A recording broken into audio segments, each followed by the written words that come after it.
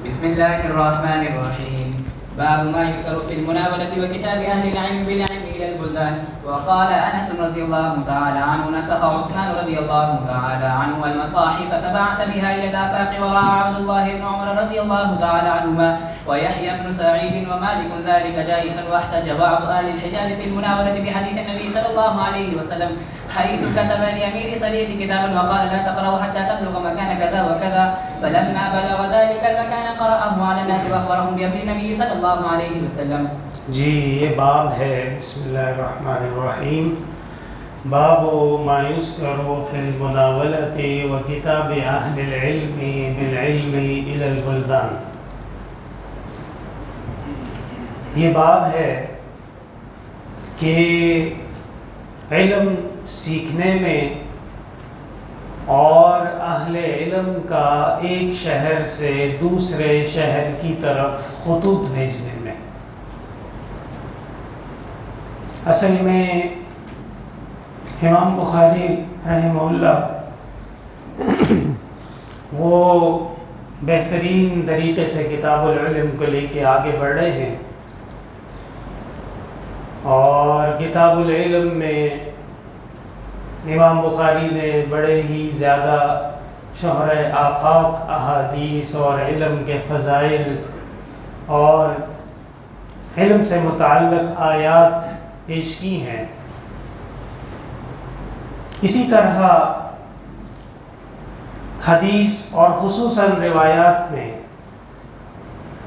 تعلیم اور تعلم کا ایک بہت بڑا حصہ وہ ضبط اساتذہ سے آتا ہے.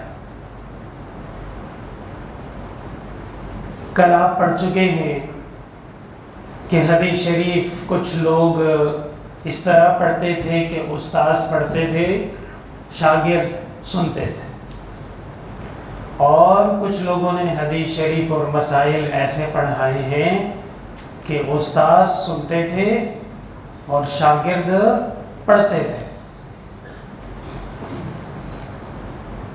جب استاذ کی مرضی، استاذ کی پسند اور استاذ کی رضامندی اس پڑھائی میں شامل ہو جاتی تو آپ نے دیکھا کہ صحابہ کرام بھی اس بات کے قائل تھے کہ وہ پڑھنے پڑھانا معتبر ہے اور صحیح ہے.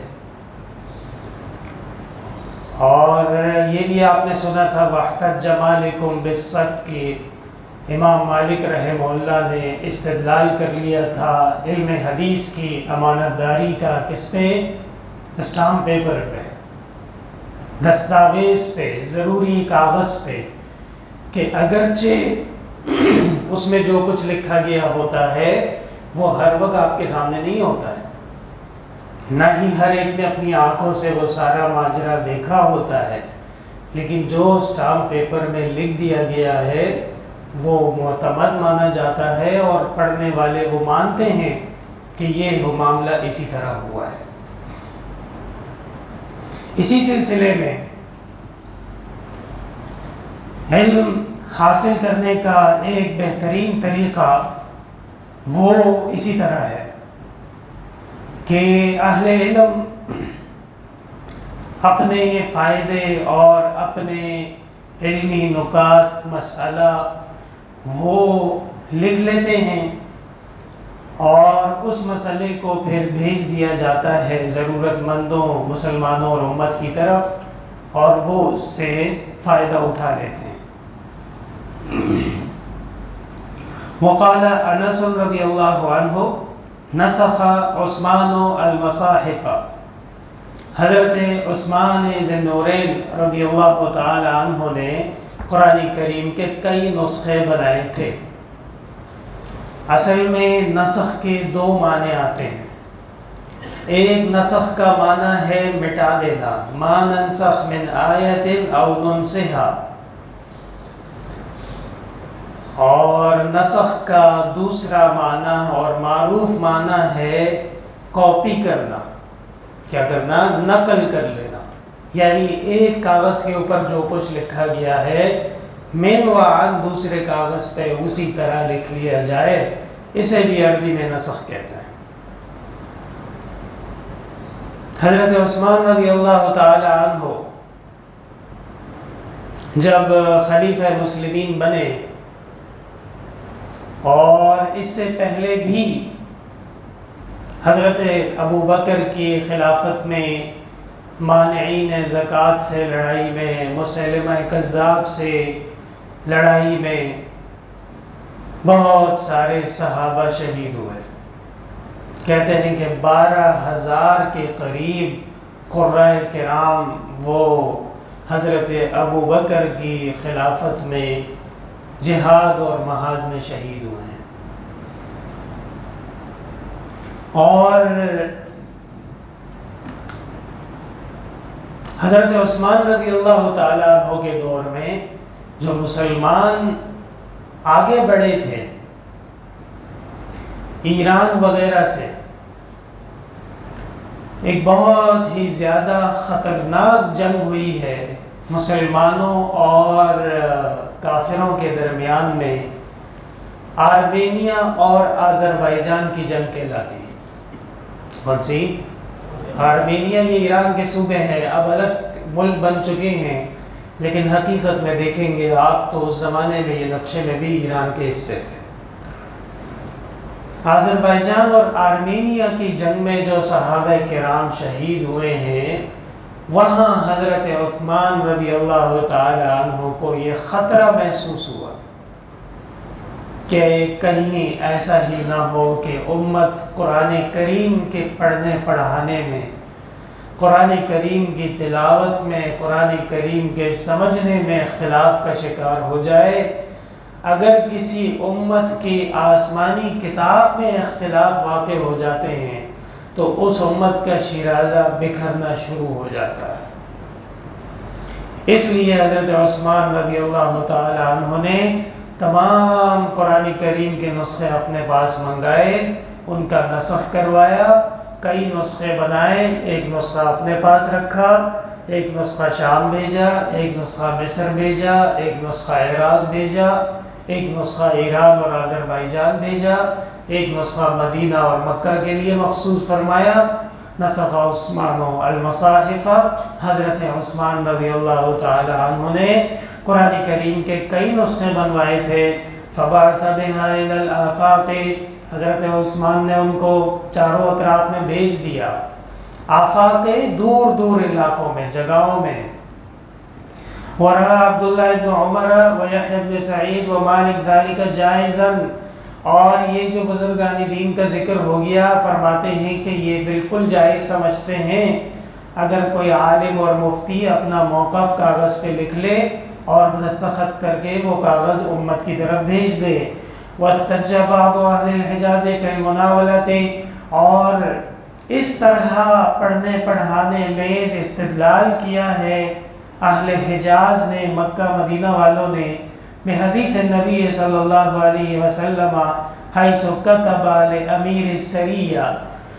اس طرح ہوا تھا کہ جناب رسول اللہ صلی اللہ علیہ وسلم نے ایک سریہ ترتیب دیا، یعنی جہاد کا ایک دستہ، جہاں پہ کوئی مسئلے مسائل ہوتے تھے، غداری ہوتی تھی، مسلمانوں کو تنگ کیا جاتا تھا، تو آپ صلی اللہ علیہ وسلم بڑے ہی کامل اور اکمل پیغمبر تھے، صرف بیانات سے نہیں بلکہ جہاں ضرورت ہوتی تھی وہاں پہ پھر مجاہدین بھی بھیجے جاتے تھے، اور وہ جا کے سب کو سبق سکھا کے سیدھا کر کے انسان بنا کے پھر وہ واپس آ جاتے تھے۔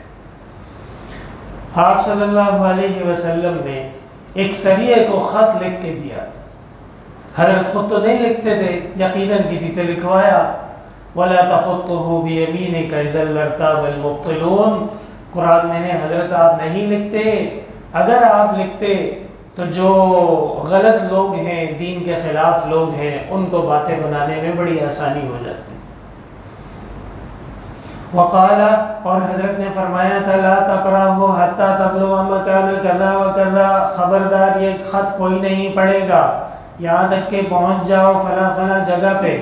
فلما بلغ ذلك المكان، جب وہ والی جگہ پہنچ گئے، قرأه على الناس، تو پھر امیر نے وہ خط پڑھا، واخبرهم بامر النبی صلی اللہ علیہ وسلم، اور اس خط میں آپ صلی اللہ علیہ وسلم نے مجاہدین کو باقاعدہ جہادی نقطے بتائے تھے، کس طرح لڑنا ہے، کہاں سے جانا ہے اور کن کے خلاف کارروائی کرنی ہے۔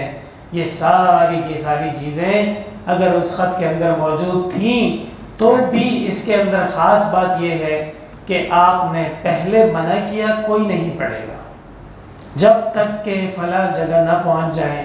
جب فلاں جگہ پہنچ جائیں تو پھر یہ خط نکال کے پڑھا گیا اور اس کے اندر تمام چیزیں موجود تھیں۔ اس سے یہ مسئلہ بھی واضح ہے کہ ہر بات، ہر مسئلہ فوری طور پہ سامنے لے آنا یہ عقل مندی کا مظاہرہ نہیں ہے، بلکہ ہر چیز کا موقع ہوتا ہے۔ جب موقع آ جائے تو آپ اس مسئلے کے اوپر عمل کر لیں یا اس مسئلے کو ظاہر کر دیں۔ موقع پہ جو مسئلہ بیان ہوگا وَهُوَ أَوْقَعُ فِي النَّفْسِ، وہ انسان کو سمجھ میں زیادہ آتا ہے۔ بھئی ایک چیز آپ کو بیٹھے بیٹھے ایسی آسمان سے گری اور آپ کو مل گئی، اس کی تو کوئی خاص قدر نہیں ہوتی ہے، اور کسی چیز کی آپ کو تلاش ہو، ڈھونڈ رہے ہوں اور جستجو کریں اور پھر وہ آپ کو مل جائے تو جو اس کی قدر ہوتی ہے وہ بہت ہی زبردست ہوتی ہے۔ ڈھونڈنے والوں کو ہم بھی وہی مل جائیں گے، ڈھونڈنے والوں کو ہم بھی وہی مل جائیں گے، ان کی زلفوں کے گرفتار جہاں ملتے ہیں۔ ایسا بھی ہوتا ہے کہ کچھ طلب کرنی پڑتی ہے، کچھ ڈھونڈنا پڑتا ہے، اس کے بعد پھر مل جاتا ہے۔ جی وَبِهِ قَالَ حَدَّثَنَا إِسْمَاعِيلُ بْنُ عَبْدِ اللَّهِ قَالَ حَدَّثَنِي إِبْرَاهِيمُ بْنُ سَعْدٍ عن صالح عن ابن شهاب عن عبيد الله بن عبد الله بن عتبة بن مسعود أن عبد الله بن عباس أخبره أن رسول الله صلى الله عليه وسلم بعث بكتابه رجلا وأمره أن يدفعه إلى عظيم البحرين فدفعه عظيم البحرين إلى كسرى۔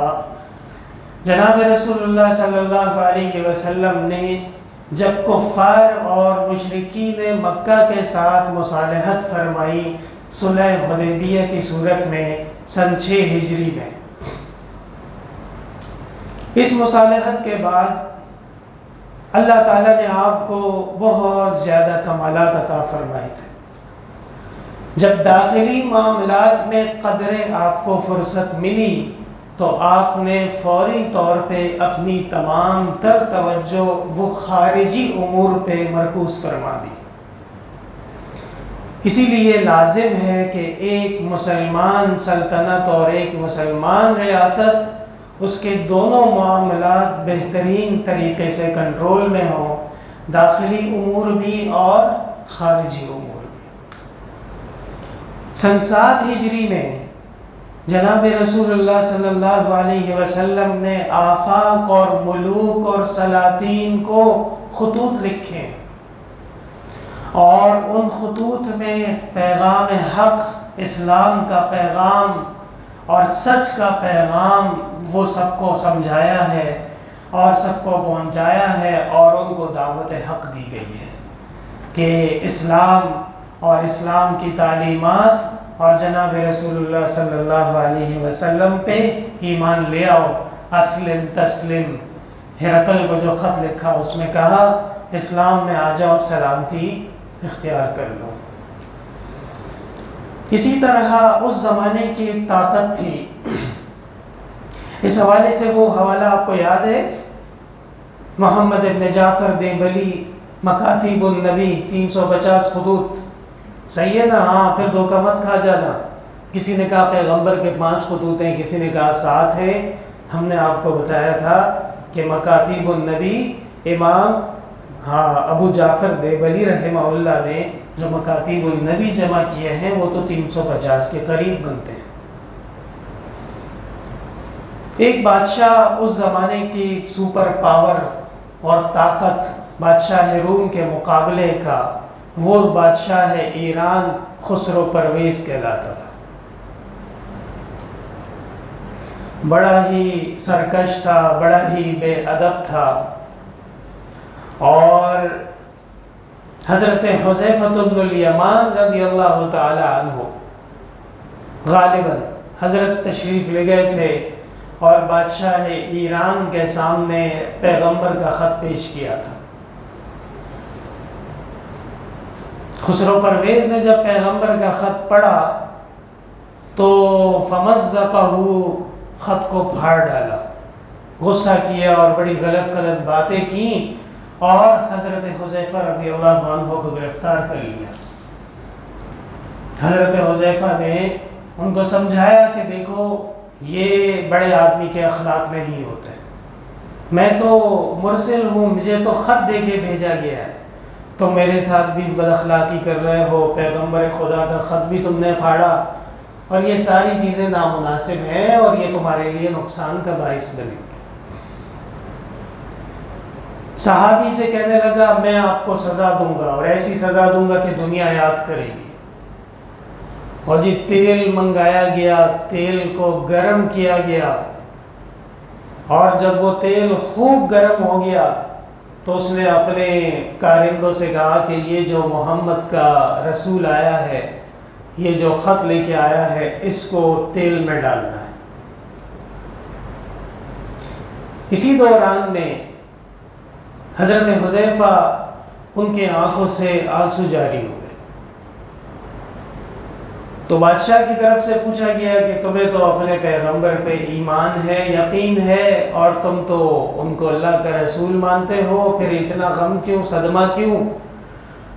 حضرت نے جواب دیا کہ یہ غم اور صدمہ اس بات کا نہیں ہے کہ میں مر جاؤں گا، غم اور صدمہ اس بات کا ہے کہ اللہ نے مجھے ایک جان دی ہے، کاش کہ خدا نے مجھے 100 جانیں دی ہوتی، میں تمہارے سامنے 100 دفعہ پیغمبر پہ جان لوٹا کے تمہیں دکھا دیتا۔ تو پھر خسرو پرویز کو یہ مشورہ دیا گیا کہ ایسے زبردست لوگ، نظریاتی لوگ، اعتقاد والے لوگ، اس طرح سے ان کی بے ادبی کرنا اور ان کو سزا دینا یہ مناسب نہیں ہے، آپ اپنے معاملے پہ نظر ثانی کر لیں۔ پھر اس نے حضرت حذیفہ کو غالباً وہاں سے اجازت دی جانے کی۔ جب رسول اللہ صلی اللہ علیہ وسلم کو اس کی یہ غلط حرکتیں پتہ چلیں، آپ نے دعا فرمائی۔ فتح الباری علامہ ابن حجر عسقلانی نے نقل کی ہے، اللہم ان کنت رسولک حقا وقد اہاننی فمزقہ کل ممزق واجعلہ احادیث۔ اے اللہ، میں آپ کا سچا رسول و پیغمبر ہوں اور خسرو پرویز نے میری اہانت کی ہے، آپ اس کو کاٹ پھاڑ دیجئے اور اس کو گزشتہ کہانیاں بنا دیجئے۔ کچھ دنوں میں ایسا ہوا کہ خسرو پرویز صاحب، ایک تو یہ جو پرویز نام ہے نا، یہ بڑا گندا نام ہے، اس سے دور رہنا، اللہ تعالیٰ حفاظت کرے۔ یہ حقیقت بتا رہا ہوں، جس آدمی کا نام پرویز ہوگا اس میں کوئی شرارت ہوگی اور دینی شرارت ہوگی۔ آپ ریکارڈ اٹھا کے دیکھ لیجئے، اندازہ آپ کو ہو جائے گا۔ حضرت والد صاحب سختی سے منع فرماتے تھے۔ تو خسرو پرویز اور اس کا بیٹا دونوں ایک عورت پہ عاشق ہو گئے۔ یہ ایک نیا لانجہ شروع ہے۔ کیا ہوا؟ ہاں، بیٹے کو بھی وہ پسند اور باپ کو بھی وہ پسند۔ مقابلہ، آپس میں لڑائی۔ اور جی ابا تو بادشاہ تھا، ابا کے اختیارات زیادہ تھے، ابا وہ لڑکی پہ قادر ہو گیا، اور جب وہ مخصوص لمحات اس کے ہوئے بیٹے کو محسوس ہوا کہ میرا عشق اور میری محبت ابا کے ہاتھوں لوٹی جا رہی ہے، تو اس نے تلوار اٹھائی اور باپ پہ حملہ آور ہو گیا، اور باپ کو اس نے خنجر مارے، چھریاں ماری، ابا زخمی ہو گیا، شدید زخمی ہو گیا۔ کس کی بات ہو رہی ہے؟ خسرو پرویز بادشاہ ایران کے۔ جب اس کو اندازہ ہو گیا کہ اب میرا بچنا مشکل ہے اور مجھے تکلیف بہت زیادہ ہو گئی ہے، تو اس نے کیا کیا کہ وہ خاص قسم کا زہر جو صرف اور صرف دشمنوں کے لیے رکھا جاتا تھا، وہ زہر اس نے بوتل میں بھرا اور بوتل کے اوپر لکھ دیا ھذا ینفع الباء، یہ بڑی زبردست دوائی ہے، طاقت کی دوائی ہے۔ صحیح ہے نا؟ جب بیٹا ابا کی وراثت میں گھوم رہا تھا، تلاش کر رہا تھا، اچانک اس کو دوائی مل گئی، ھذا ینفع الباء۔ اس نے کہا ہاں دکلی خار میں اصولی دو، پشتوں میں کہتے ہیں گاؤں کا شہر تو ابھی دیکھا ہے میں نے، دکدکی خاریوس لی تو حاضہ ینفع البا اور براہ راست منہ میں ڈالا اور اس کی ہڈیاں پگھل گئیں، ایسے خطرناک زہر تھا۔ خسرو پرویز بھی گیا، اس کا بیٹا بھی گیا، جان چھوٹی، پیغمبر کی دعا قبول ہو گئی۔ سمجھ میں آ رہی ہے بات؟ پڑھو حدیث ذرا۔ وبه قال حدثنا اسماعيل بن عبد الله قال حدثني ابراهيم بن سعد عن صالح عن ابن شهاب عن عبيد الله بن عبد الله بن عتبة بن مسعود ان عبد الله بن عباس اخبره ان رسول الله صلى الله عليه وسلم بعث بكتابه رجلا وامره ان يدفع الى عظيم البحرين فدفعه عظيم البحرين الى كسرى فلما قرأه مزقه فحسبت ان ابن المسيب فقال فدعا عليه رسول الله صلى الله عليه وسلم ان يمزقوا كل ممزق۔ جی بالکل، حدیث شریف آپ کے بالکل سامنے ہے، آگے پڑھو۔ وبه قال حدثنا محمد بن مقاتل ابو الحسن قال حدثنا عبد الله قال اخبرنا شعبة عن قتادة عن انس بن مالك رضي الله تعالى عنه قال كتب النبي صلى الله عليه وسلم كتابا او اراد ان يكتب فقيل له انهم لا يقرؤون كتابا جی رسول اللہ صلی اللہ علیہ وسلم نے ایک خط لکھا، لیکن ہر چیز کا ایک طریقہ اور رسول ہوتا ہے۔ آپ کو یہ بتایا گیا کہ خصوصی طور پہ جو عاجم ہیں یہ خط نہیں پڑھتے جب تک کہ اس کے اوپر باقاعدہ مہر نہ لگی ہوئی ہو، ٹھیک ہے۔ فاتخذ خاتم من فضہ، آپ نے چاندی کی انگوٹھی بنائی، نقشہ محمد الرسول اللہ، اور اس کے اوپر لکھا ہوا تھا محمد اللہ کے رسول۔ کأنی انظر الی بیاضہ فی یدیہ، گویا کہ میں دیکھ رہا ہوں حضرت کے ہاتھوں میں چاندی کی چمک کو۔ فقلت لقتادہ من قال نقشہ محمد رسول اللہ قال انس۔ روایات سے پتہ چلتا ہے کہ جناب رسول اللہ صلی اللہ علیہ وسلم نے پہلے سونے کی انگوٹھی بنوائی تھی، لیکن پھر وہ سونے کی انگوٹھی آپ نے فوری طور پہ ہٹوا دی اور اس کی جگہ پہ چاندی کی انگوٹھی تیار کی گئی۔ سوال یہ ہے کہ یہ انگوٹھی کا جو نقش ہے محمد الرسول اللہ، یہ کس طریقے سے لکھا گیا تھا؟ اس سلسلے میں حضرت مولانا ادریس کاندھیلوی رحمۃ اللہ علیہ کی کتاب ہے سیرت مصطفیٰ، غالباً آپ اس سے تعارف ہوگا آپ لوگوں کو۔ سیرت مصطفیٰ میں حضرت مولانا ادریس صاحب نے جو نقشہ بتایا ہے، نیچے سے اوپر، کیا؟ نیچے سے اوپر، یعنی محمد رسول لفظ اللہ سب سے اوپر، یہ نقشہ صحیح نقشہ۔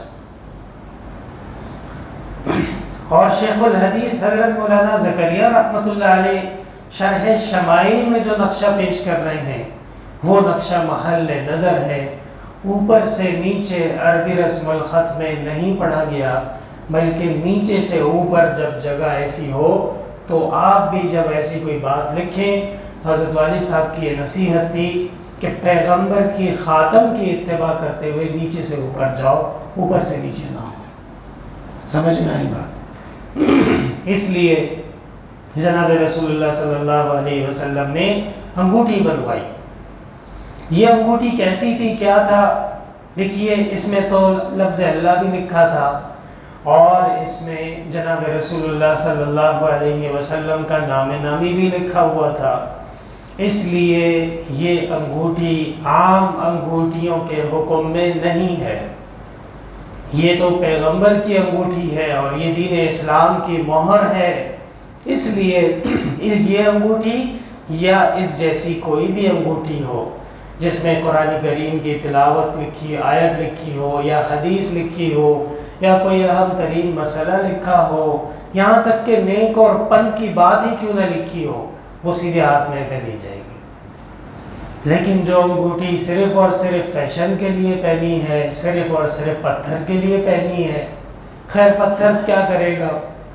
حضرت عمر رضی اللہ تعالی عنہ حجر اسود کے قریب آ کے حجر اسود سے فرمایا، میں جانتا ہوں کہ تم پتھر ہو اور تم کچھ بھی نہیں کر سکتے، اگر میں نے جناب رسول اللہ صلی اللہ علیہ وسلم کو تمہیں بوسہ دیتے ہوئے نہ دیکھا ہوتا تو میں تمہیں نہیں بوسہ دیتا۔ یہ ہونا چاہیے بندے کا ایمان. یہ نہیں کہ جی یہ فلاں یاقوت ہے یہ آپ کو بادشاہ بنا دے گا، ٹول رس پاگی بندناسیہ نہیں بادشاہ بنائے گا. تو یہ فلاں ہیرا ہے اس سے میری طبیعت ٹھیک ہو جائے گی، اللہ عالم.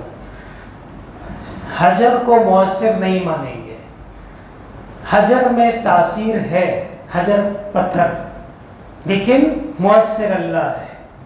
سمجھ میں آ رہی؟ جیسے دوائی میں تاثیر ہے، جیسے درختوں میں تاثیر ہے، جیسے شہد میں تاثیر ہے. ممکن ہے کہ اس میں بھی کوئی تاثیر ہو، لیکن وہ تاثیر مؤثر اللہ ہے، پتھر کچھ بھی نہیں کر سکتا.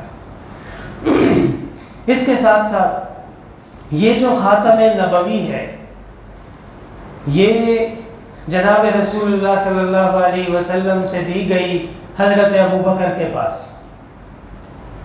حضرت ابوبکر نے ایک اور خاتم بنوائی تھی، ایک اور انگوٹھی بنوائی تھی، اور اس پہ لکھوایا تھا قل الخیر او اصمت. کیا؟ قل الخیر او اصمت. شیخ فریدہ بچوں کا خلا بہتریدہ. ہاں کوئی عالم گزرے ہیں وہ کہتے تھے شیخ فریدہ بچوں کا خلا بہتریدہ، خاموش رہو تو عزت سے رہو گے، ضرورت سے زیادہ باتیں اور ادھر ادھر کی شروع کرو گے تو پھر الٹی سیدھی شروع ہو جاتی.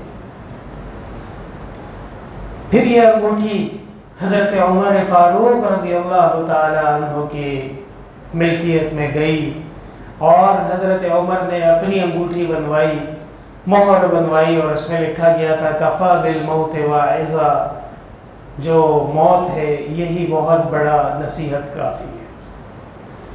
اور حضرت جو اپنے گورنروں کو، عمراء کو خط لکھتے تھے، اس میں لکھا کرتے تھے متستعبدتم الناس وقت ولدتهم امهم احرارا، تم نے لوگوں کو غلام کب سے بنایا ہے جبکہ یہ آزاد اپنی ماؤں نے جنے تھے. پھر یہ انگوٹھی حضرت عثمان رضی اللہ تعالی عنہ کے پاس آئی، اور حضرت عثمان نے بھی ایک انگوٹھی بنوائی تھی، مہر بنوائی تھی، اور اس میں لکھوایا تھا من حسن اسلام المرء ترک ما لا یعنی. اسلام کا حسن یہ ہے کہ آدمی لایعنیات کو چھوڑ دیتا ہے. کہتے ہیں کہ حضرت عثمان رضی اللہ تعالی عنہ ان تمام انگوٹھیوں کا ایک دن دھونے کی غرض سے، صفائی کرنے کے لیے ان کو لے کے آئے، اور کنویں کے کنارے پہ یہ جو انگوٹھی تھی محمد الرسول اللہ والی، یہ انگوٹھی کنویں میں گر گئی. حضرت عثمان اور حضرت کے ساتھیوں نے کئی دن تک اس انگوٹھی کو تلاش کیا، کنویں کا ریزہ ریزہ چھان مارا، لیکن وہ انگوٹھی نہیں ملی. اس کے بعد حضرت علی رضی اللہ تعالی عنہ انہوں نے مہر بنوائی تھی انما الاعمال بالنیات، عمل کا دار و مدار نیت پہ ہوتا ہے. اور اس کے بعد حضرت حسن رضی اللہ تعالی عنہ، ان کی بھی انگوٹھی آتی ہے تاریخ میں، وہ بھی 6 مہینے خلیفہ رہے. تو اسی طرح حضرت حسین رضی اللہ تعالی عنہ وہ بھی خلیفہ رہے، وہ بھی انہوں نے بھی اپنی مہر بنائی، اور اس میں لکھوایا نحن جنود اللہ. کیا لکھوایا؟ نحن جنود اللہ، ہم اللہ کے لشکر ہیں. برہان الدین حلبی رحمۃ اللہ علیہ یہ تمام تفاصیل ذکر کر چکے ہیں انگوٹھی کے حوالے سے. فقلت لقتادہ من قال نقش محمد رسول اللہ تعالی عن اسباب من قعد حيث ينتهي به المجلس ومن رأى فرجة في الحلقة فجلس فيها. یہ باب ہے کہ مجلس میں، علمی مجلس میں بیٹھنے کے بھی کچھ آداب ہوتے ہیں، کچھ طور طریقے ہوتے ہیں، اور اس کو اختیار کر لیا جائے تو بہت بہتر ہوتا ہے. اصل میں اس طرح ہے کہ جناب رسول اللہ صلی اللہ علیہ وسلم صحابہ کے ساتھ مسجد میں تشریف فرما تھے. 3 آدمی آئے. ایک آدمی ان میں سے مجلس میں کوئی خالی جگہ اس نے دیکھی تھی، آگے آگے بیٹھ گیا.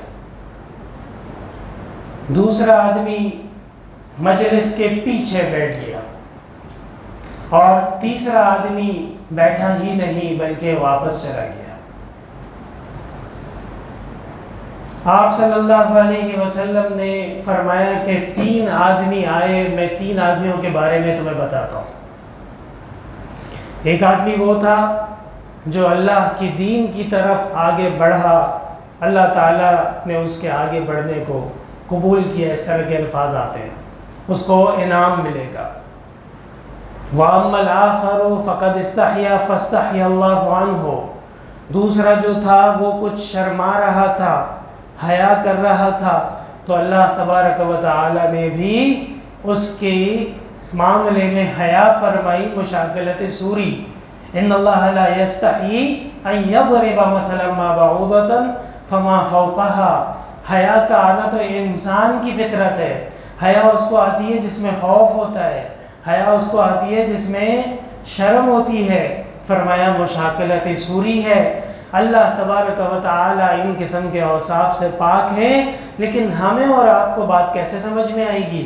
وہ اس طرح سمجھ میں آئے گی کہ ہم میں اور آپ میں جو صفات ہیں وہ مشاکلت سوری کے طور پہ وَمَكَرُوا وَمَكَرَ اللَّهُ وَاللَّهُ خَيْرُ الْمَاكِرِينَ، یہ سازشیں کر رہے ہیں، اللہ ان کی سازشوں کا جواب دے رہا ہے، ٹھیک ہے۔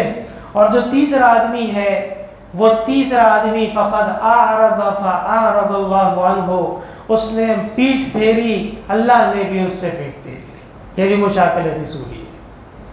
پڑھو ذرا حدیث پڑھو۔ وبه قال حدثنا اسماعيل قال حدثني مالك عن اسحاق بن عبد الله بن ابي طلحه ان ابا مرة مولى عقيل بن ابي طالب اخبره عن ابي واقد الليثي ان رسول الله صلى الله عليه وسلم بينما هو جالس في المسجد والناس معه اذا اقبل 3 نفر فأقبل 2 إلى رسول الله صلى الله عليه وسلم وذهب واحد قال فوقف على رسول الله صلى الله عليه وسلم فأما أحدهما فرأى قرة في الحلقة جی یہ دیکھیے، قال فوقف على رسول اللہ صلی اللہ علیہ وسلم، یہ دونوں آدمی جو آگے آئے اور ایک پیچھے بیٹھ گیا، یہ کچھ دیر پیغمبر کے پاس رکے رہے۔ آپ نے فرمایا فَأَمَّا أَحَدُهُمَا فَرَأَىٰ فَرْجَةً فِي الْحَلْقَةِ فَجَلَسَ فِيهَا وَأَمَّا الْآخَرُ فَجَلَسَ خَلْفَهُمْ وَأَمَّا الثَّالِثُ فَأَدْبَرَ ذَاهِبًا فَلَمَّا فَرَغَ رَسُولُ اللَّهِ صَلَّى اللَّهُ عَلَيْهِ وَسَلَّمَ قَالَ أَلَا أُخْبِرُكُمْ عَنِ النَّفَرِ الثَّلَاثِ أَمَّا أَحَدُهُمْ فَآوَىٰ إِلَى اللَّهِ فَآوَاهُ اللَّهُ، ایک آدمی نے اللہ کی طرف ارادہ کیا، اللہ تبارک و تعالی نے اس کے ارادے کو قبول کیا، اس کو دین کی مجلس نصیب ہوئی، پیغمبر کا قرب نصیب ہوا، اس سے زیادہ بڑھ کے کیا ہو سکتا ہے؟ وَأَمَّا الْآخَرُ فَاسْتَحْيَا، اور جو دوسرا تھا وہ قدرے شرما گیا، اس نے حیا کی۔ یہ دونوں پہلو ہیں۔ اس حدیث کا ترجمہ آپ اس طرح بھی کر سکتے ہیں کہ اس نے اچھا نہیں کیا شرما کے، یا یہ بھی کر سکتے ہیں کہ اس کی حیا کی وجہ سے اللہ تعالیٰ نے اس کی حیا کو قبول کیا اور اس کو بھی انعام ملے گا، پردے میں ملے گا۔ سمجھ میں آ رہی ہے بات؟ فَاسْتَحْيَا اللَّهُ مِنْهُ وَأَمَّا الْآخَرُ فَأَعْرَضَ فَأَعْرَضَ اللَّهُ عَنْهُ، اور وہ جو آخری تھا وہ پھر گیا، پس اللہ نے بھی اس سے پھر لیا۔ یہاں پہ علامہ کرمانی نے کہا ہے فَأَعْرَضَ فَأَعْرَضَ اللَّهُ عَنْهُ، اس سے مراد منافق ہے۔ کون ہے؟ منافق ہے۔ امام العصر حضرت مولانا انور شاہ کشمیری رحمۃ اللہ علیہ فرماتے ہیں کہ کرمانی کی یہ بات بظاہر بے وزن ہے اور پیغمبر نے اس کو منافق نہیں کہا ہے، اس لیے ہم بھی ان کو منافق نہیں کہیں گے۔ اور مرتکب معصیت کافر نہیں ہوتا، منافق بھی نہیں ہوتا ہے، بلکہ مسلمان سے خطا ہوتی ہے، یہ ہے اہل سنت کا مذہب۔ سمجھ میں آئی بات؟ الا کلکم خطاء وخیر الخطاء التواب، بہترین آدمی وہ ہے جو توبہ کر لیا کرے۔ پھر کیا مطلب ہے فَأَعْرَضَ اللَّهُ عَنْهُ؟ صوفی جی 3 ترجمے اس کے کیے گئے ہیں۔ کتنے ترجمے؟ 3 ترجمے۔ پہلا ترجمہ فَأَعْرَضَ فَأَعْرَضَ اللَّهُ عَنْهُ، اس نے منہ پھیرا، اللہ نے بھی اس سے منہ پھیر لیا۔ دوسرا ترجمہ فَأَعْرَضَ، یہ نہیں بیٹھا چلا گیا، فَأَعْرَضَ اللَّهُ عَنْهُ، اللہ نے بھی اس کو کچھ نہیں دیا، ٹھیک ہے۔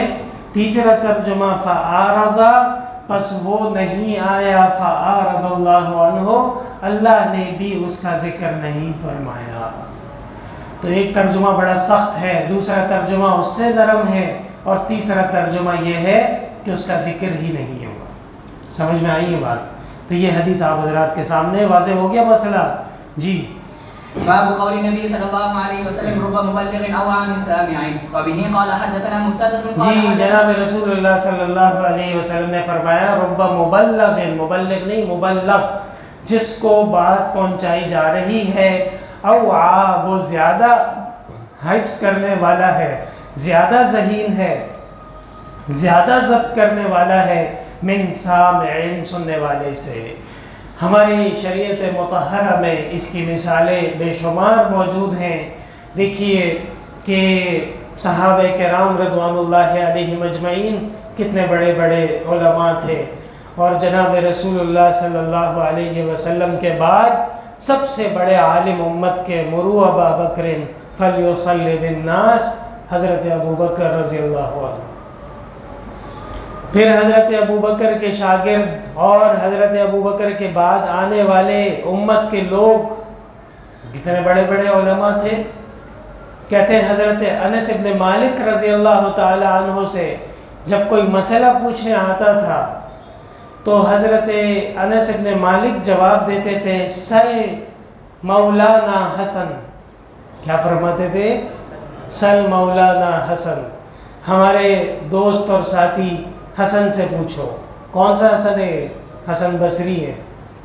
لوگ حیران ہوتے تھے کہ حضرت آپ صحابی ہیں، بڑی طویل عمر پائی حضرت انس نے، اور آپ پیغمبر خدا کے ساتھی ہیں، ہم آپ سے پوچھنے آئے.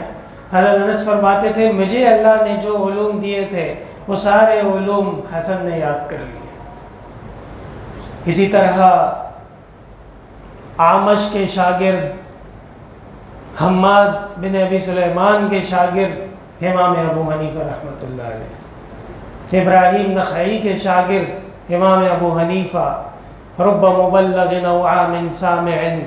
حضرت اعمش اور حضرت نخعی اور حضرت حماد بہت بڑے ہیں اور ان کا تقدس اور عظمتیں ہماری سر آنکھوں پہ، لیکن ایک آدمی ان میں ایسا نکلا، امام اعظم امام ابو حنیفہ، جن کی امامت کی پوری امت قائل بھی تھی اور معترف بھی تھی. رب مبلغ او عام سامع. پھر دیکھو حدیث کے کتنے بڑے بڑے ائمہ آئے، کتنے بڑے بڑے لوگ آئے، لیکن ایک امام ان میں ایسا نکلا کہ پورے عالم میں وہ سورج کی طرح چمکا، امام محمد ابن اسماعیل البخاری، رب مبلغ او عام سامع. سمجھ میں آ رہی ہے بات؟ آپ صلی اللہ علیہ وسلم کے معجزات کچھ کم نہیں ہیں، ہر جگہ میں ہر طرف میں آپ کے معجزات بالکل واضح ہیں. آپ صلی اللہ علیہ وسلم نے صحابہ سے کہا کہ جو میں باتیں کہہ رہا ہوں اس کو یاد کرو اور پہنچاؤ لوگوں تک، اور ہو سکتا ہے کہ کوئی پہنچایا جانے والا وہ زیادہ ضبط کرنے والا ہو، زیادہ اچھا ریکارڈ رکھنے والا ہو سننے والے سے. سمجھ میں آئی بات؟ پڑھو جی.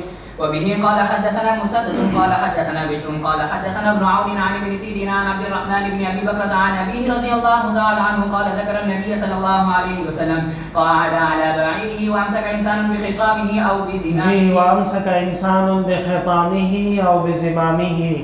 راوی کو شک ہو گیا ہے کہ اونٹ کی نکیل تھی یا گھوڑے کی کیا کہتے ہیں اس کو، زمام، لگام، لجام. یہ دونوں فرق ہے اس میں، نکیل اور لگام کا. جی قال اي يوم هذا فسكتنا حتى ظننا انه سيسميه سوى اسمه قال اليس يوم النحر قلنا اي يوم هذا. حضرت نے پوچھا بتاؤ آج کون سا دن ہے؟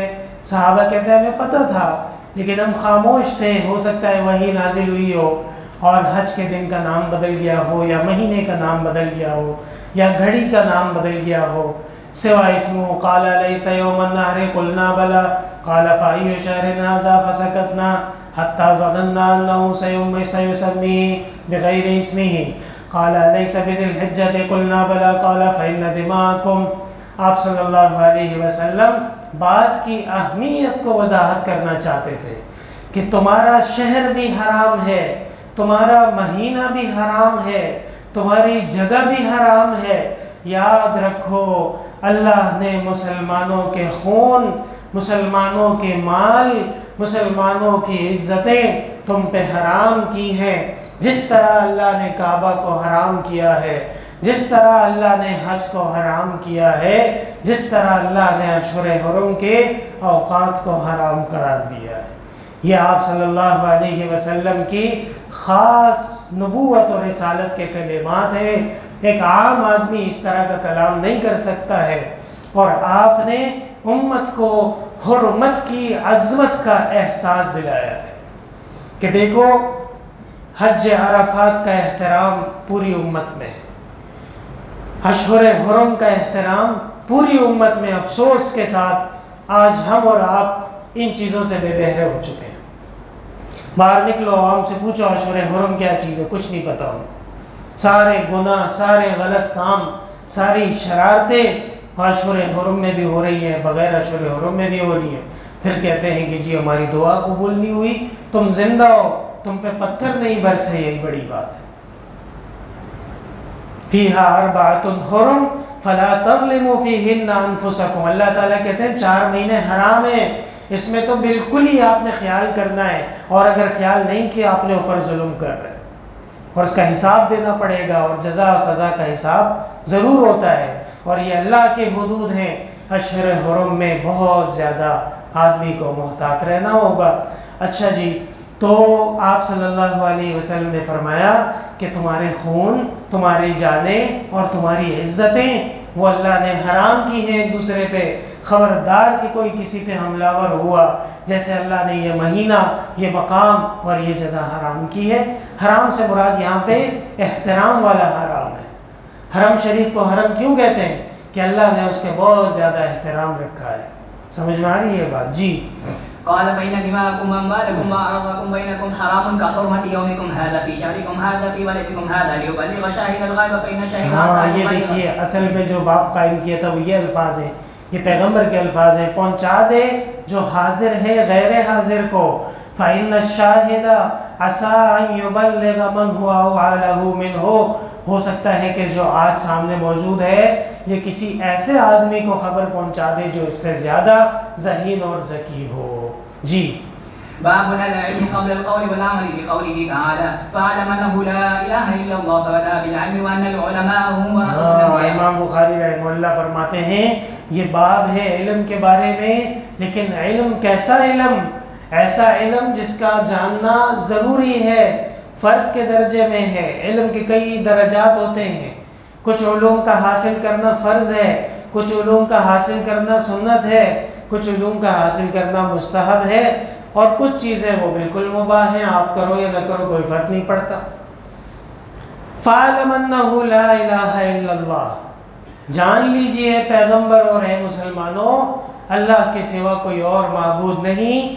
یہ علم بنیادی ہے، اور اس علم کے بغیر نہ نیت درست ہو سکتی ہے، نہ نماز ہو سکتی ہے، نہ کوئی عمل خالص للہ فی اللہ ہو سکتا ہے۔ اس لیے کچھ علوم ایسے ہیں کہ جن کا عمل سے پہلے ہونا نہایت ضروری ہے، اور علم بعمل ہی ہونا چاہیے۔ اگر علم ہو اور اس پہ عمل نہیں ہو تو پھر وہ علم وہ دیر پا بھی نہیں ہے اور وہ فائدہ نافع بھی نہیں ہے۔ اس لیے پہلے علم کا درجہ ہے۔ جناب رسول اللہ صلی اللہ علیہ وسلم پہ پہلے قرآن کریم نازل ہوا، قرآن کریم میں احکام آئے، اور ان احکام پہ پھر پیغمبر جان کر عمل کرتے تھے۔ ما کنت تدری ما الکتاب ولا الایمان، آپ ایمان اور کتاب کی حقیقت نہیں جانتے تھے۔ وعلمک ما لم تکن تعلم، اور ہم نے آپ کو علم کے بڑے خزانے دیے ہیں۔ یہ کون سا علم ہے؟ یہ فرائض کا علم ہے۔ یہ کون سا علم ہے؟ قال ابو حنیفہ العلم ما قال اللہ والرسول، علم وہ ہے جو اللہ اور رسول نے کہا۔ سمجھ میں آ رہی ہے بات؟ آج جو ہمارے اور آپ کے درمیان میں خرابیاں ہیں، پریشانیاں ہیں، جہالتیں ہیں، معاشرے کے نقصانات ہیں، نہ جانے کیا کچھ ہے، یہ اصل بات اس کی علم سے دوری ہے۔ ہاں، اگر علم نہ ہو تو پھر انسان کا عمل، اس کا کوئی حد نہیں ہوتی، اس کا کوئی باؤنڈری نہیں ہوتی، بلکہ وہ چلتا چلا جاتا ہے۔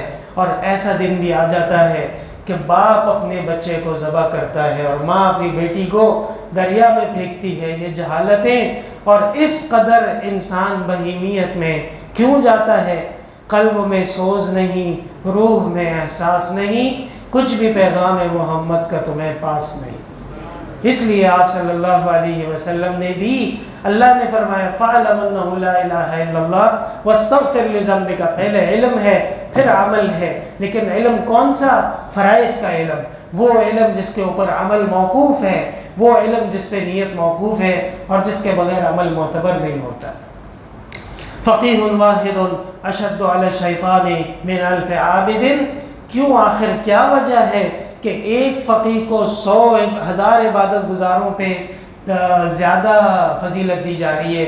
اس لیے کہ وہ جو عمل کر رہا ہے علم کی روشنی میں کر رہا ہے، اور علم کی روشنی میں جو عمل کیا جائے گا اس میں استقامت ہوتی ہے، اس میں استقلال ہوتا ہے، اور اس میں شک شبے کی کوئی گنجائش نہیں ہوتی، بصورت دیگر کے کہ ایک آدمی عمل بہت کرتا ہے لیکن اس کا نظریہ، اس کا ایمان، اس کا اعتقاد اور اس کا علم واضح نہیں ہے۔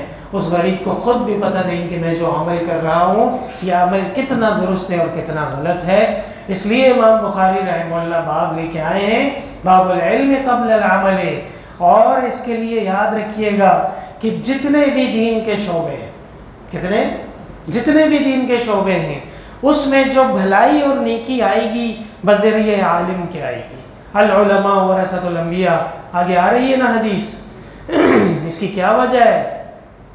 سلطان محمود غزنوی بہت بڑے آدمی اور بت شکن ہے، 422 ہجری میں حضرت کا انتقال ہوا ہے، بہت پہلے کے۔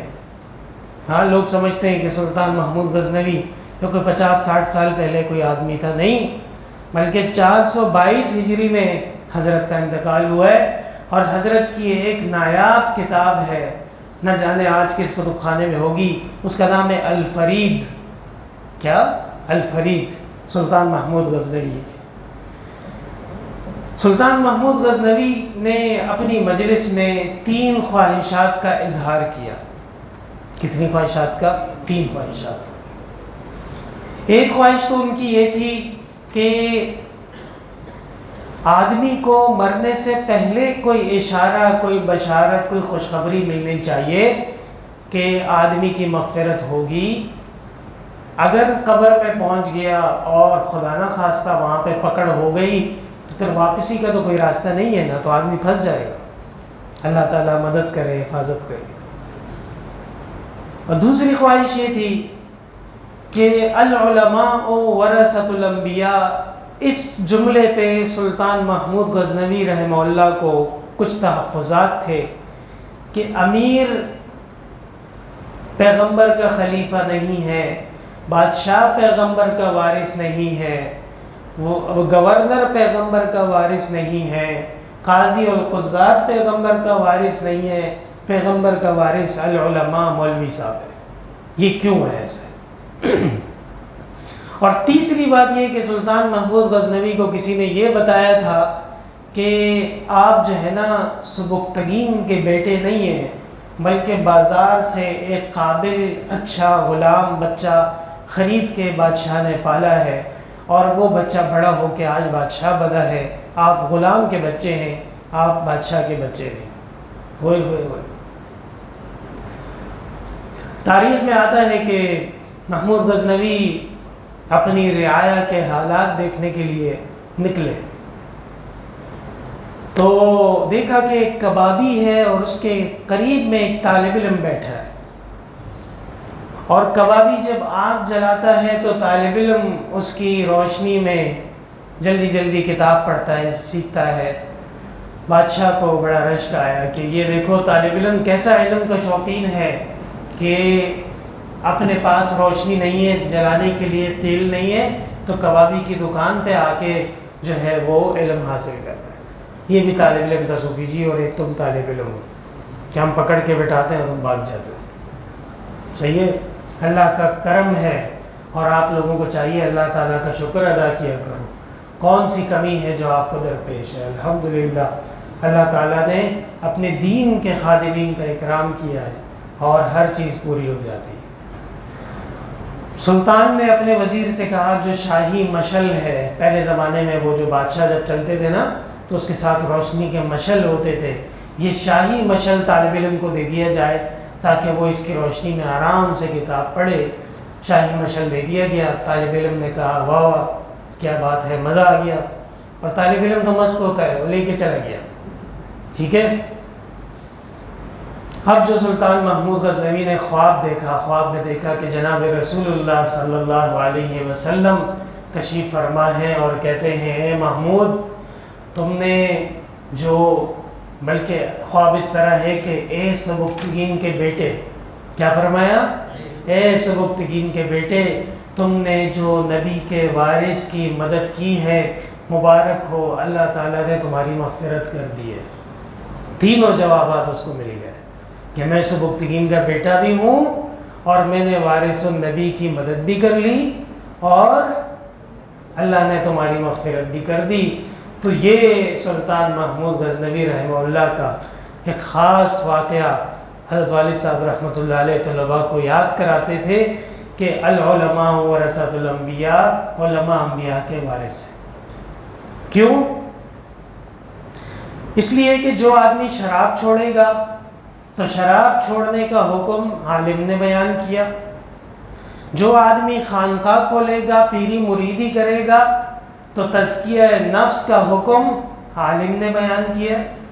جو آدمی بڑے بڑے گناہوں سے، زنا سے، قتل سے، چوری سے توبہ کرے گا تو یہ خیر کہاں سے آئی؟ عالم نے بیان کی ہے. الغرض پورے کے پورے دین کا معیار اور پورے کے پورے دین کی بنیاد میں جو اصل ستون اختیار کرتا ہے وہ ایک عالم ہوتا ہے. عالم کے بغیر صوفی بھی نہیں چل سکتا، عالم کے بغیر پیر صاحب بھی نہیں چل سکتے، عالم کے بغیر دارالافتاء بھی نہیں چل سکتا، عالم کے بغیر امامت بھی نہیں ہو سکتی، عالم کے بغیر اصلاح بھی نہیں ہو سکتی، عالم کے بغیر واعظ بھی نہیں ہو سکتا، عالم کے بغیر قضیے بھی حل نہیں ہو سکتے، عالم کے بغیر وراثت. الغرض پورے کے پوری مسلمان کی زندگی اس کا دار و مدار ایک محترم اور ایک معتبر عالم اور مفتی اور محدث مفسر کے دار و مدار میں گھومتا ہے. اس لیے آپ صلی اللہ علیہ وسلم نے العلماء ورثۃ الانبیاء کہا کہ بادشاہ میرے وارث نہیں ہیں، گورنر و امیر اور بڑے بڑے سیٹ میرے وارث نہیں ہیں، بلکہ عالم میرا وارث ہے. اس لیے کہ وہ میرے تمام علوم کے امانتوں کو اور احکام کو لے کے آگے بڑھ رہا ہے اور میرے دین کی حفاظت کرے گا. تو آپ حضرات کو آج یہ بات سمجھ میں آ جانی چاہیے کہ آپ کس دین کے ورثاء ہیں اور آپ نے اس دین کے لیے اپنی تمام بازی لگا دینی ہے. اللہ تعالیٰ جب آپ کو توفیق دیں تو دین کا ایک حرف آگے پیچھے نہیں ہونا چاہیے، بھلے یہ جان کٹ جائے، گردن کٹ جائے. سمجھ میں آ رہی ہے بات؟ ہاں، اس لیے آپ کو بہترین ٹریننگ کرنی ہوگی اور انبیاء کے وارث کی پھر بڑی ذمہ داریاں بھی ہوتی ہیں. انگریزی میں کہتے ہیں with great power comes great responsibilities. جب بڑی طاقت آتی ہے تو اس کے ساتھ پھر بڑی بڑی ذمہ داریاں بھی آتی ہیں. ہوش کے ناخن لے لیں اور بڑے ہو جائیں. بس اب آپ مولوی صاحبان ہیں، طالب علم نہیں آپ. سمجھ میں آ رہی ہے بات؟ جی. فبدأ بالعلم وأن العلماء هم ورثة الأنبياء ہاں یہ حالت دیکھو، غریب وارث پڑھ ہی نہیں پا رہا ہے صحیح سے. جی پڑھو. ورثة العلم من أخذه وأخذ بحظ وافر ومن سلك طريقا يطلب به علما سهل الله طريقا إلى الجنة وقال إنما يخشى الله من عباده العلماء. ہاں، انما یخشى الله من عباده العلماء. علامہ علوسی روح المعانی میں کہتے ہیں کہ الا العلماء ما یخشى الله الا العلماء. عجیب تفسیر فرماتے، کہتے ہیں کہ اللہ سے جو حقیقت میں ڈرتا ہے وہ عالم ہے. کیوں؟ اس لیے کہ وہ احکام سے باخبر ہے، آیات سے باخبر ہے، احادیث سے باخبر ہے. اللہ تعالیٰ کا جو تعارف ایک عالم کو ہوتا ہے، عالم کا ایک عالم ہے، اللہ تعالیٰ کی صفات سے عالم ہے، اللہ کے احکام کا عالم ہے، اللہ کی کتاب کا عالم ہے اور اللہ کی رضا و قدر و منشا کا عالم ہے. ظاہر بات ہے جب وہ اللہ تعالیٰ کو قریب سے جانتا ہے تو پھر اللہ کا خوف اور خشیت بھی اس کو اسی کے برابر ہونی چاہیے. علامہ علوسی روح المعانی یاد رکھیے گا. جی. وقال انما يخشى الله من عباده العلماء وقال وما يعقلها الا العالمون. ہاں، وما يعقلها الا العالمون. نہیں سمجھتے اس بات کو مگر علم والے ہی سمجھتے ہیں. قرآن کہتا ہے کئی موقع ایسے آئیں گے زندگی میں، کئی ایسے مسائل آئیں گے کہ ہر آدمی منہ اٹھا کے آئے گا، او جی یہ بات ہو گئی، آپ اس سے کہیں گے تم ہو کون؟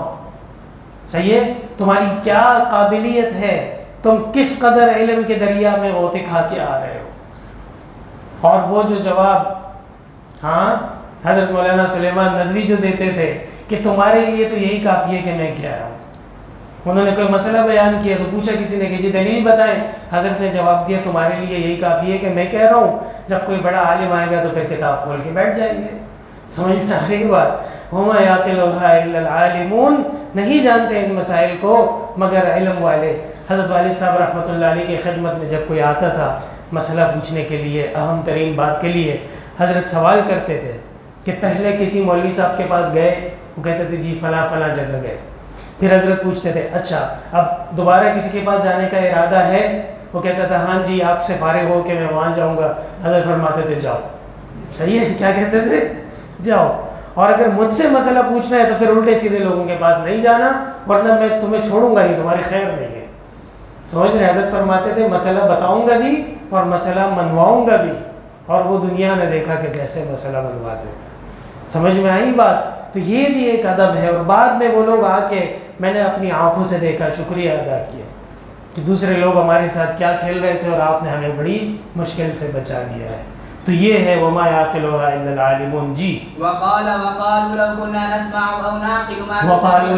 نسمع او نعقل ما كنا في اصحاب السعیر، اور جہنمی کہیں گے کاش کہ ہم بات کو غور سے سنتے اور سمجھ لیتے۔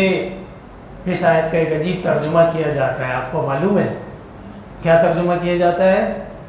لو كنا نسمع، اگر ہم امام ابو حنیفہ کی بات سن لیتے، او ناقلو، نہیں سنتے تو کم از کم خود اجتہاد کر سکتے تھے، دونوں نہیں کیے، فاصحاب السعیر جہنم میں پہنچ گئے۔ سمجھ میں آ رہی ہے بات؟ یہ بہت زبردست ترجمہ اس آیت کا کیا جاتا ہے۔ لو كنا نسمع، بھئی ہم سن لیتے، کس کی سنتے؟ امام کی سنتے، عالم کی سنتے، محدث کی سنتے، مفسر کی سنتے، نہیں سنا او ناقلو تو خود پڑھ لیتے، خود بھی نہیں آتا ہے، فاصحاب السعیر جہنم میں پہنچ گئے۔ والعیاذ باللہ واستغفر اللہ۔ یہ آیت کفار کے اوپر بھی منطبق ہوتی ہے، اور ہمارے دین اسلام میں بھی ایسے طبقے ہیں جو نہ کسی کی سنتے ہیں اور نہ عقل رکھتے ہیں، بالکل صاف انکار کرتے ہیں، اور آیت کے روح سے پتہ چلتا ہے کہ ان کا انجام بھی کوئی مناسب نہیں ہے۔ جی وقال هل يستوي الذين يعلمون والذين لا يعلمون وقال هل يستوي الذين يعلمون والذين لا يعلمون۔ اللہ تعالیٰ فرماتے ہیں عالم اور غیر عالم برابر نہیں ہو سکتے۔ عالم بہت بڑی صفت سے متصف ہوتا ہے، عالم کے اندر وہ تمام کمالات ہوتے ہیں جو جاہل کے اندر نہیں ہوتے ہیں۔ علم یہ ایک ایسی صفت ہے جو انسان کو فرشی سے عرشی کی طرف لے کے جاتی ہے، اللہ کے قریب لے کے جاتی ہے۔ انما یتذکر اولو الالباب، اس کے لیے عقل کا کام لینا، حلم کا کام لینا اور حکمت سے کام لینا بہت ضروری ہے۔ آگے تفسیر آ رہی ہے، جی پڑھو۔ وقال النبي صلى الله عليه وسلم من يريد الله به خيرا يفقهه في الدين وانما ہاں، جو اللہ تبارک و تعالی جس کے بارے میں خیر کا ارادہ فرما لیتے ہیں تو خیر سے کیا مراد ہے؟ فرمایا سے مراد فقہ ہے۔ حضرت والد صاحب رحمۃ اللہ علیہ فرماتے تھے کہ قرآن و حدیث میں جہاں بھی آپ کو فقہ کا ذکر نظر آئے گا اس سے مراد دین کا سب سے اعلیٰ مرتبہ ہے۔ فقہ سے کیا مراد ہے؟ اس سے اعلیٰ مقام نہیں ہے۔ فقیہ جو حدیث کو بھی سمجھے، فقیہ جو تفسیر کو بھی سمجھے، فقیہ جو صحابہ کے فتاوی اور اقوال اور ائمہ کو بھی سمجھے، اگر اس سے کم ہو سکتا ہے آدمی اس سے بڑھ کے نہیں ہو سکتا ہے۔ جی وَإِنَّمَا الْعِلْمُ بِالتَّعَلُّمِ وقال ابو ذر رضی اللہ تعالی عنہ لو وضعتم الصمصام على هذه واشار الى قفاه ہاں لو وضعتم الصمصام، اگر تم لوگ تیز دھاری تلوار میری گردن پہ رکھ دو، واشار الى قفاه، اور حضرت نے اپنی گدی کی طرف اشارہ کیا، اور تلوار چلنے والی ہے، لیکن مجھے پتہ چلے کہ تلوار کے چلنے سے پہلے میں پیغمبر کی کوئی بات بیان کر سکتا ہوں تو میں پہلے بیان کروں گا، پھر تم تلوار چلا لو، اتنا موقع بھی میں ضائع نہیں کروں گا۔ علم حدیث کا سمجھ میں آ رہی ہے بات؟ یہ ہے صحابی کا علم اور ذوق۔ جی ثم ظننت أني أنفذ كلمة سمعتها من النبي صلى الله عليه وسلم قبل أن تجيزوا علي لأنفذتها. وقول النبي صلى الله عليه وسلم ليبلغ الشاهد الغائب. وقال ابن عباس رضي الله تعالى عنهما کونوا ربانیین. حضرت ابن عباس کونوا ربانیین کا ترجمہ کرتے تھے حکماء، علماء، فقہاء. ایک آدمی حکیم یعنی حکمت اس میں ہو، دانائی ہو، سوچ سمجھ ہو، جذبات سے عاری ہو اور ہر چیز کو تول کے بات کرتا ہو. اور علماء علم کا بہت بڑا ذخیرہ اللہ نے اس کو دیا ہو. فقہاء اور علم میں اس کو رسوخ حاصل ہو جائے. فقہا یفقہ، باب کرومہ سے جب فقہ آتی ہے، ایسار الفقہ طبعا لہو، فقہ اس کی طبیعت بن چکی ہے. سمجھ میں آ رہی ہے بات؟ تو حکیم سے بڑا عالم ہے، اور علم کا پھر جو اعلیٰ مقام ہے وہ فقیہ ہے. کہاں لکھا ہے یہ؟ بخاری شریف میں لکھا ہے. سمجھ میں آ رہی ہے بات؟ حکماء، علماء، فقہاء. ویقال الربانی، اور ربانی کی ایک تفسیر اس طرح کی جاتی ہے الذی یربی الناس بصغار العلم قبل کبارہ، جو لوگوں کی تربیت کرتا ہے چھوٹی باتوں سے قبل بڑوں کے. کیسے صوفی جی؟ پہلے دن تم جاؤ گے اور لوگوں سے بولو گے جی کتاب الایمان، ایمان کے 70 شعبے، وہ بولے گا مولوی صاحب کو کیا ہو گیا، کیسی باتیں کر رہا ہے. بلکہ پہلے دن آپ نے کیا بات کرنی ہے؟ 6 نمبر. کیا بات کرنی ہے؟ 6 نمبر. ٹھیک ہے، پھر اس کو 7 کر دو، پھر اس کو 10 کر دو، آرام آرام سے آگے چلو.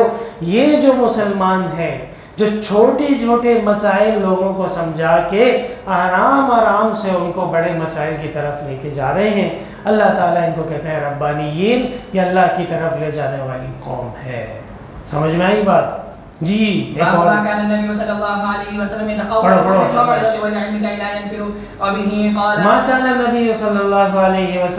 يتخولهم بالموعظة والعلم كي لا ينفروا. آپ صلی اللہ علیہ وسلم اپنی تقریر اور اپنی نصیحت میں صحابہ کرام کو موقع فراہم کرتے تھے. کیا کرتے تھے؟ اصل میں تخول یا تخول کا مطلب ہوتا ہے نگرانی کرنا، تاپ میں بیٹھنا اور ہر وقت ان کی اوپر موجود رہنا. آپ صلی اللہ علیہ وسلم ایسا نہیں فرماتے تھے، بلکہ کئی لا ینفرو، یہ سارے کے سارے اکتا کے چلے نہ جائیں، اس لیے آپ احتیاط فرماتے تھے. پڑھو. وبه قال حدثنا محمد بن يوسف قال اخبرنا سفيان عن الاعمش عن ابي وائل عن ابن مسعود رضي الله تعالى عنهما قال كان النبي صلى الله عليه وسلم يتخولنا بالموعظه في الايام كراهه السامه علينا. ہاں، آپ صلی اللہ علیہ وسلم دیکھا کرتے تھے، موقع دیا کرتے تھے کہ ایک دن تقریر ہو گئی یا واعظ و نصیحت ہو گئی تو پھر اگلے دفعہ میں ان کو موقع دیا فرماتے تھے. صوفی جی یہاں پہ ایک مسئلہ سمجھ لیجئے کہ 2 قسم کی مجلسیں ہوتی ہیں. ایک مجلس ہوتی ہے فرض کے درجے میں اور ایک مجلس ہوتی ہے نفل کے درجے میں. ہماری آپ کی مجلس، ہماری آپ کی کلاس، ہماری آپ کے گھنٹے، ہماری آپ کے درس یہ فرائض کے درجے میں ہے. یہ کل کو طالب علم کھڑا ہو جائے جی کہ پیغمبر نے تخول فرمایا ہے تو آپ کیوں روزانہ آ جاتے ہیں، اس کا یہ مطلب نہیں ہے. اس کا یہ مطلب ہے کہ یہ تو لازم ہے، یہ تو آپ کی ذمہ داریوں میں سے ہے. اولئک الذین امتحن اللہ قلوبہم للتقوی، اس کے ذیل میں مفسرین کہتے ہیں کہ آدمی کی جو ذمہ داری لگائی جائے وہ اس میں پوری نہ کرے تو امتحان میں وہ فیل ہونا شروع ہو گیا. ہاں، وہ مجالس جو عوام سے ہیں، وہ مجالس جو نوافل کی صورت میں ہے، وہ مجالس جس میں کلمہ خیر عام طور پہ پیش کیا جا رہا ہو، وہ روزانہ نہیں ہوگا. پڑھے رولے ونی خوشحالی کی. پشتوں میں کہتے ہیں جو زیادہ پہ خوش ہوتا ہے وہ تو بیوقوف ہوتا ہے. حضرت والد صاحب رحمۃ اللہ علیہ کا ایک عجیب عمل رہا، جامعہ حسن العلوم کی خصوصیت ہے، اس کی تفسیر بھی ابھی آنے والی ہے کہ جمعرات کے دن یہاں پہ درس ہوتا ہے. اور جی بڑے لوگ آئے، آپ ہفتے کو درس کریں، حضرت نے کہا نہیں. کچھ لوگ آئے جی اتوار کو درس کریں، حضرت نے کہا تمہاری ایسی کی تیسی، اتوار کے دن تو میں نے مرنا نہیں ہے. اور اللہ تعالیٰ نے حضرت کی وہ بات پوری فرمائی، در قلندر ہرچ گویت دیدہ گویت. اور یہ مولوی ریاض فضل منان میں اس بات کے گواہ ہیں. حضرت پوچھتے تھے آج کیا دن ہے، ہم نے کہا اتوار ہے. فرمایا کہ آج تو پھر اللہ تعالیٰ میری دعا یہ قبول کرے کہ میں خیر و عافیت سے رہوں. سمجھ میں آ رہی؟ یہ اتوار سے یہ نفرت کیوں؟ اس لیے کہ ہمارے مذہبی دن کو ختم کیا گیا ہے اتوار کو بہانہ بنا کے۔ آپ کو ایک عجیب بات بتاؤں، جب اتوار کا دن چھٹی مقرر کی گئی تو آپ کو پتہ ہے بہانہ کیا بنایا گیا تھا؟ کہتے ہیں کہ جی اتوار کے دن پوری دنیا میں مارکیٹیں بند ہوتی ہیں، ہم کھلے ہوتے ہیں، تو ہم کیا کریں گے، کاروبار کیا کریں گے؟ ہاں، اور اتوار کب سے ہے مجھے تو یاد نہیں ہے، پتہ نہیں اللہ جانے، جب سے میں نے ہوش سنبھالا اتوار کی چھٹی ہے۔ تو کاروبار کامیاب ہو گیا؟ ہاں کدھر؟ وہ جو ہے وہ بھی جا رہا ہے، اگر معمولی پر تجھ سے چولے غم تی گزی گی۔ سمجھ میں آ رہی ہے بات؟ تو یہ عجیب سا ڈرامہ ہے۔ حالانکہ جب ہمارا اتوار ہوتا ہے تو امریکہ میں تو ہفتہ ہوتا ہے، امریکہ ہم سے 24 گھنٹے پیچھے ہے، برطانیہ میں بھی ہم سے پیچھے ہے 3 گھنٹے، اور سعودیہ والے ہم سے زیادہ ترقی کر گئے ہیں، جمعے کے دن چھٹی کرتے ہیں، اور نہ جانے کیسے کیسے ملک ہیں جو ہم سے زیادہ آگے بڑھ گئے۔ ہم تو سچی بات ہے ہمیں وہ خرید کے جیب میں ڈال سکتے ہیں، ان کو یہ خیال نہیں آیا کہ جی اتوار کے دن کاروبار نہیں کرنا چاہیے۔ ہمیں یہ خیال آ گیا کہ اتوار کے دن امریکہ کی مارکیٹیں بند ہیں تو صوفی جی لالو کھیت میں کیوں دکان کھولے گا؟ علیہ باللہ واستغفر اللہ۔ اس لیے جب اللہ کو دھوکہ دو گے تو اس سسٹم کے اندر کامیابی نہیں ہو سکتی۔ کر لو کامیابی، ہم بھی بیٹھے ہیں، تم بھی بیٹھے ہیں، لگ پتہ جائے گا۔ سمجھ میں آئی بات؟ قل فانتظروا انی معکم من المنتظرین۔ اور حضرت والد صاحب رحمۃ اللہ علیہ فرماتے تھے کہ جس آدمی نے اتوار کو ختم کیا ہے اللہ تعالیٰ اس کو جیت کے بھی ہروائے گا۔ اس کی مثال بھی آپ حضرات کے سامنے ہے۔ سمجھ میں آئی بات؟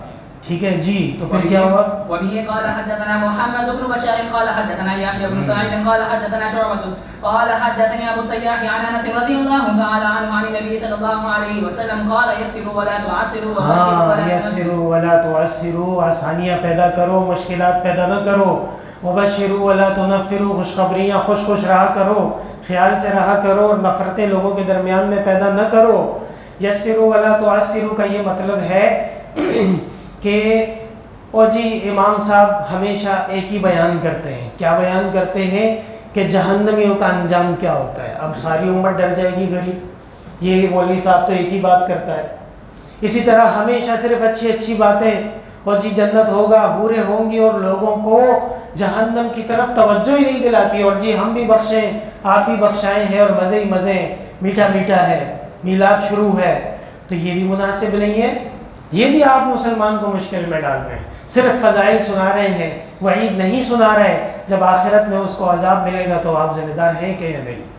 سمجھ میں آ رہی ہے بات؟ اس لیے وَكَذَلِكَ جَعَلْنَاكُمْ أُمَّةً وَسَطًا، ہمیں درمیان میں چلنا ہوگا، نہ افراط کرنا ہے، نہ تفریط کرنی ہے، نہ دین کے اندر ہم نے بے انتہا سختی پیدا کرنی ہے، اور نہ ہی ہم بالکل دین سے بے نیاز ہوں گے، بلکہ جناب رسول اللہ صلی اللہ علیہ وسلم کے جو بتائے ہوئے طور طریقے ہیں، الایمان بین الخوف والرجاء، ایمان خوف اور امید کے درمیان چلنے کو کہتے ہیں، اس طرح چلنے کو فرمایا۔ بشروا ولا تنفروا، اچھی اچھی باتیں، خوشخبریاں سناؤ، نفرتیں پیدا نہ کرو، لیکن جہاں دین کے خلاف بات ہوگی وہاں نفرت آئے گی۔ جی باب من جعل لأهل العلم أياما معلومة بس اذان ہونے والی ہے۔ الحمدللہ رب العالمین، لا الہ الا اللہ وحدہ لا شریک لہ، لہ الملک وله الحمد وهو على كل شيء قدیر، لا الہ الا اللہ الحلیم الکریم، سبحان اللہ رب العرش العظیم، والحمد للہ رب العالمین۔ نسألك موجبات رحمتك وعزائم مغفرتك والغنیمة من كل بر والسلامة من كل إثم، اللهم لا تدع لنا ذنبا إلا غفرته ولا هما إلا فرجته ولا حاجة إلا قضيتها يا أرحم الراحمين ويا أكرم الأكرمين وصلى الله۔ جی مچائے تکبیر کو خاک میں ملانے والا تکبر عظیم لیڈر دکتور یمن الزہرابی، ہاں اللہ تعالیٰ ان کی مغفرت فرمائے، درجات بلند فرمائے۔ سنا ہے کیا واقعی ہے؟ ایسا ہی ہوا ہے؟ خیر جی، تو کل نفس ذائقۃ الموت۔ مقدس گھڑی انگوٹھی اگر اجازت ہے دائیں ہاتھ میں پہننے کی، اس طرح اگر کوئی مسلمان گھڑی نماز کے اوقات میں دیکھنے کی نیت سے پہنے تو یہ مقصد بھی نیک ہے؟ نہیں، مقصد کا اعتبار نہیں ہے، اعتبار چیز کا ہے، وہ چیز محترم ہے یا نہیں ہے۔